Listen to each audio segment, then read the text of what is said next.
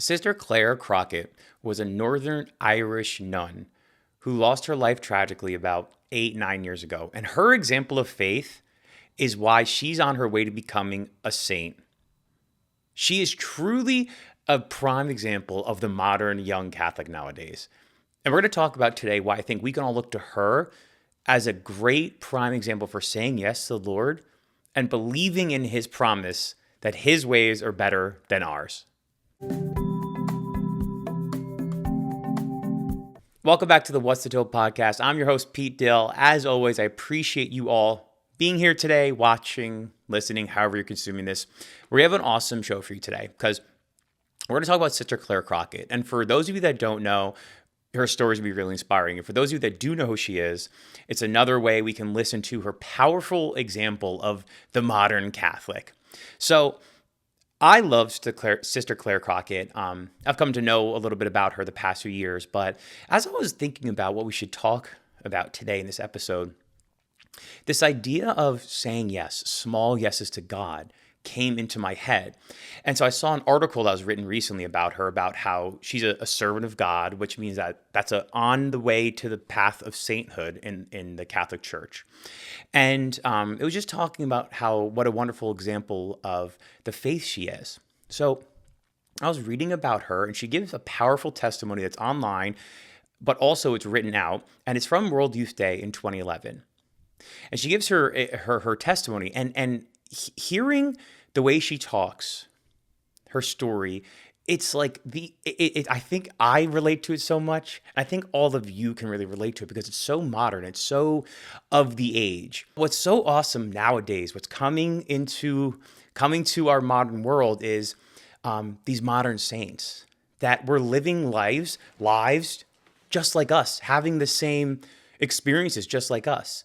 You know, you hear about Blessed Carlo. He was he played computer games. He was a programmer. He, wore Nike's shoes. I know Nike. I can relate to that.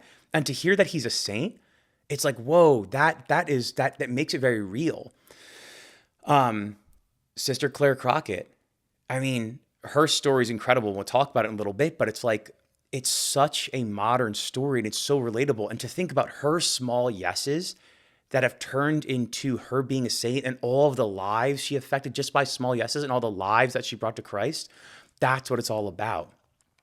And so I think it's not all about saints being relatable. We don't need more relatability in our church, but the small yeses of our modern people around us are actually turning into saints. Like people our age are turning into saints. That's powerful.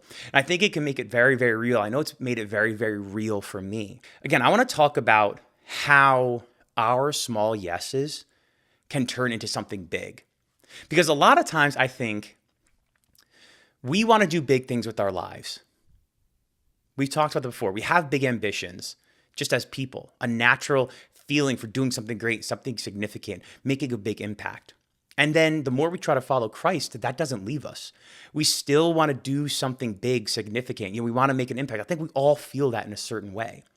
But the fear that comes in is that sometimes we feel like if we follow God, we're going to lose that. We're going to lose everything. We're going to lose our impact. We're going to lose our significance. We're going to lose ourselves and just become these prayer robots who don't do anything but pray and fast. And that's it. Sister Clare so beautifully illustrates how God's constant chasing after us and how when our yeses can be small in the moment, but he will continue to build on that for enormous impact, bigger impact than we could have ever imagined. So Sister Clare was this girl who grew up in Northern Ireland, and she always wanted to be an actress. She loved theater. She wasn't really great at school, by her own words, wasn't great at school, said it's criminal to keep kids inside in a classroom for 7 hours a day. She loved theater. She loved acting. And she actually was on her way to becoming an actress. She was an actress in some movies, also was like a television presenter in the UK. And this was a big dream of hers. You know, she didn't have God in her life. She grew up Catholic, but she didn't really know anything about it. She kind of, made her sacraments, but that's really it. But there was this void in her, this gap in her. She was trying to fill it with these dreams of Hollywood, dreams of being an actress, dreams of being a television presenter. These are dreams we can all relate to, whether it's acting or whether it's in business or life or video games or whatever it is. We all have dreams, and we all have dreams of doing something big and significant. So did Sister Clare. So what I think is also really cool about her story is as she's chasing after this dream in her late teens, early 20s, she has people in her life who are inviting her a little bit to things and, inviting her to retreats. And what's so cool about her story is like she doesn't want to go. Like how many of us have been invited to a retreat or a conference or a World Youth Day or something, and we don't really want to go, whether it's for faith reasons or other reasons. We're just like, I don't know. Do I really need another retreat? Do I really need another conference? Do I really need another, something? But Sister Clare goes on this conference, kind of gets actually tricked into it because she thought it was a retreat. She thought it was a retreat for something else, but someone got sick and her friend invited her. She just said yes. So she goes on this retreat, not really knowing what it is too much. And she's there. And she says, she's there. She doesn't really know. She's smoking cigarettes outside the retreat. How many of you can relate to that? Smoking a cigarette outside of a retreat hall and being like, why am I here? That was Sister Clare. But through invitations of people, she said yes, and she came onto that retreat. And she had an encounter with God. And God just expressed his love to her and said, I want you for something special. I want you for something great in life. And I love you so much. And she experienced something in the Eucharist where Jesus said, hey, I love you. I died for you. I want you to give your life to me. So she has this powerful moment. She's like, wow, I've never experienced it before. This is insane. I'm like totally ready to give my life to God. So she goes back after the retreat and kind of just gets back into her old ways. I think we've all had that too before. You have this really powerful moment, this really big spiritual high, and then you come down from it a little bit after the retreat and you just fall back into your old ways. And so she has this powerful moment on a retreat and she goes back to acting, and she was actually in a movie at this time. She starts going in London, she goes to a movie and she's in these expensive hotels and there's famous actors around her. And she feels conflicted because she's now finally starting to achieve things in her life she's always wanted to achieve, success and fame in the entertainment industry. But she can't shake this feeling that she had in this retreat, which is God called me to something more, but I don't even know what to do. I don't know what do I even do with that? So she's feeling conflict. She's feeling empty still in her success in the entertainment world, and she doesn't know what to do. So she gets another invitation to go on World Youth Day. She doesn't really know what it is. She's like, World Youth Day, this is the year 2000 in Rome. She's like, okay, I guess I'll go. And she says, I'll go to Rome because I want to go see the churches. I want to go to the bars. I want to see the restaurants, the cafes. So fine, I'll go. So I love this example of Sister Clare because it's like we've all had that too. That experience of getting invited to something. You don't really want to go. And you go, well, I'll go for the fun stuff. I'll go because it's in a cool city. I'll go because it's a relaxing weekend away. I'll go to this retreat. I'll go to this holy thing, whatever. She didn't really have a ton of conviction, even though she already had a really powerful encounter with the Lord. She really didn't know what to do with it. So she goes to World Youth Day. She has a super powerful moment where she's walking the streets and she sees these nuns. And the Lord says, I want you to be like them. And she's like, okay, what does that mean? Be holy? Oh, okay, whatever. I want you to be like them. Has a pretty decent, or World Youth Day continues on. And she can't shake the voice of God saying, I want you to be like them. In her mind, she's like, okay, he wants me to maybe stop drinking, stop smoking, stop going out so much with my friends. But the Lord's like, no, I want you to actually give your life and vocation to God, to me, and being a nun, celibate nun. So she comes back from Rome. She has this encounter where the Lord says, I want you to be like them. I want you to live like them, the nuns. And what does she do? You think, oh, she joins a convent right away? No, she doesn't join the convent right away. She goes back to her old ways. This is something we all can relate to. We have these experiences with God, but we go back to our old ways. So she goes back. She's just living her life. She's still trying to be an actress. She's going out with her friends. She's partying. She's hitting up bars. And so one night she's out with her friends drinking, smoking a cigarette outside the bar. And she hears God say, why are you still hurting me? I've called you to something. I want you to be something. You keep hurting me with how you're living your life. So she has this profound moment of what am I doing? Because she's feeling miserable. She's not feeling fulfilled. All these successes she's having with her career is not fulfilling her. And God's calling her to something else. And God's like, hey, listen, You're hurting me with the way you're living right now. So eventually she says, okay, that's enough. And she decides to join the convent. And then she tells people in her life that she's going to join the convent. And of course, their reaction is like, what? You're going to be a nun? And people in her life are kind of like laughing. They're like, you're going to be a nun? Are you sure? And all she could say is that like, this is where God is calling me to go. And in her own words, she says, people were calling her crazy for wanting to become a nun. But in that moment when she said, I don't care, I'm going to become a nun, a different type of movie began. Remember, she was trying to be an actress. She was in the entertainment world. And that was a certain type of movie with her being the main character. But in this moment, she decides a new movie's beginning where God is at the center and God's going to be the star of this movie. So she enters the convent. And people in her life are, trying to hear her story a little bit because they're like, dude, you were just this regular girl from Northern Ireland. We got beers together. We went on shoots together. Like, how are you a nun right now? And she gives a really beautiful quote, which I'm going to read, which she explains kind of the craziness of the religious life, but also the blessedness of it. And she says, honestly, the vocation of the religious life is such a great gift that it confuses the person chosen.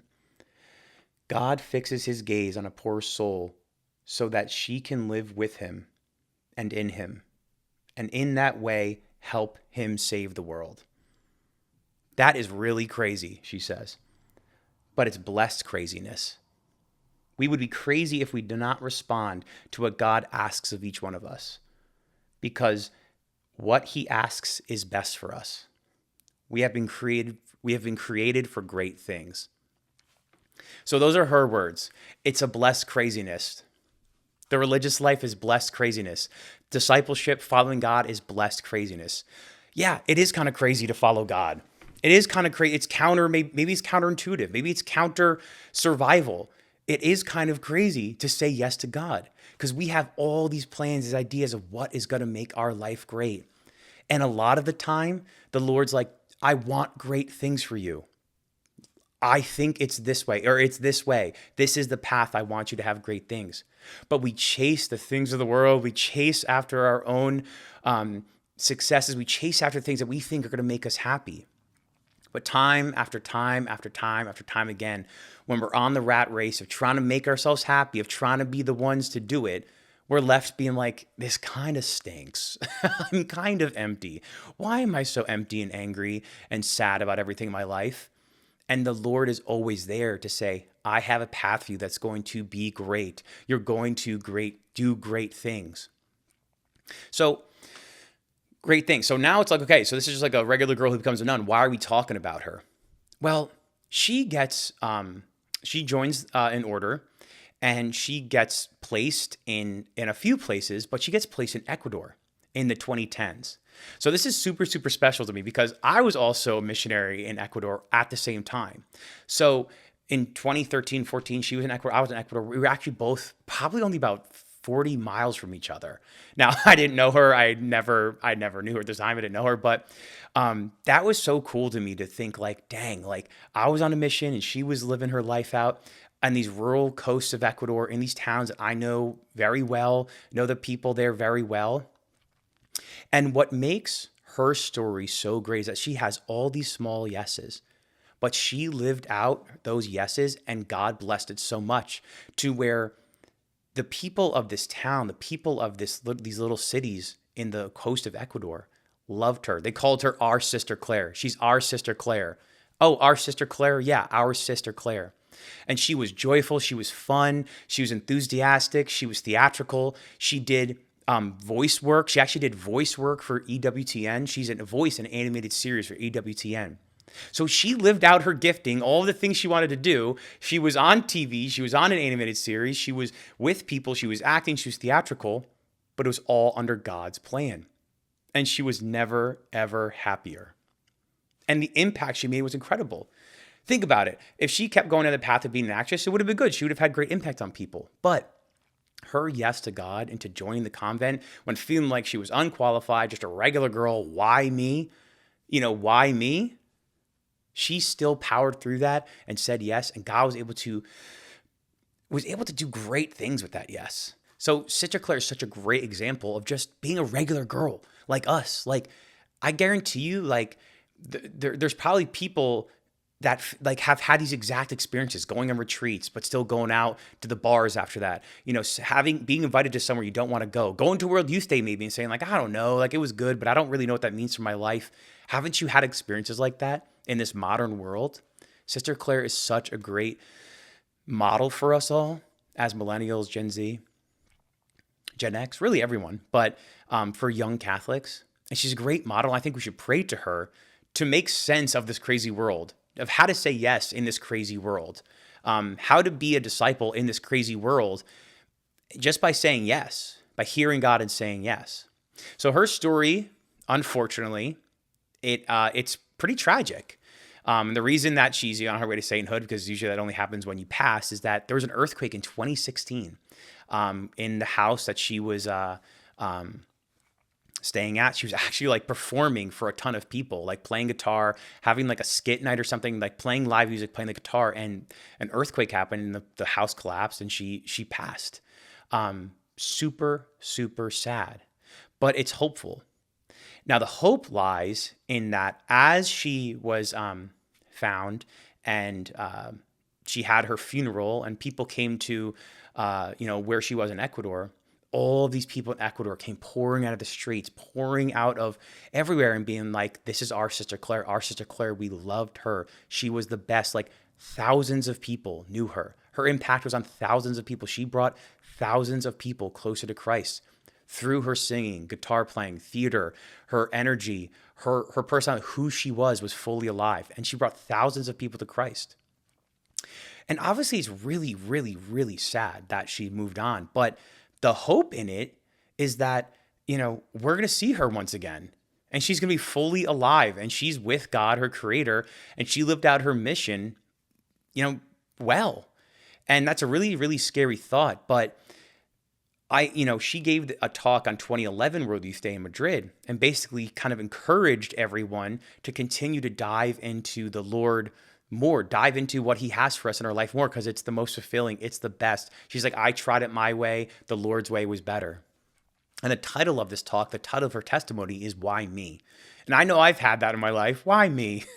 Why me, God? Why me? Why me? Why am I going through this? Why are you calling me to this? Why me? But let's let her life and her testimony be the hope we need to say yes to God. The hope we need to say, well, if Sister Clare can do it, I can do it. If Sister Clare can say yes and become a nun, I can say yes to what God has for me today. And she ends her testimony with a quote from Saint Benedict or Pope Benedict XVI.